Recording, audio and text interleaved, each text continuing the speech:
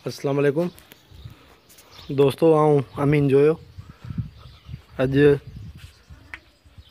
दरगाह शाह पंजो सुल्तान में मौजूद आहियां, जिते ही कलोड़ा दौरे हुकूमत जो एक जनरल शाह पंजो सुल्तान जेको असुल ज़ात जो ॾहोट हो ॿुधण में अचे थो, उते मौजूद आहियां।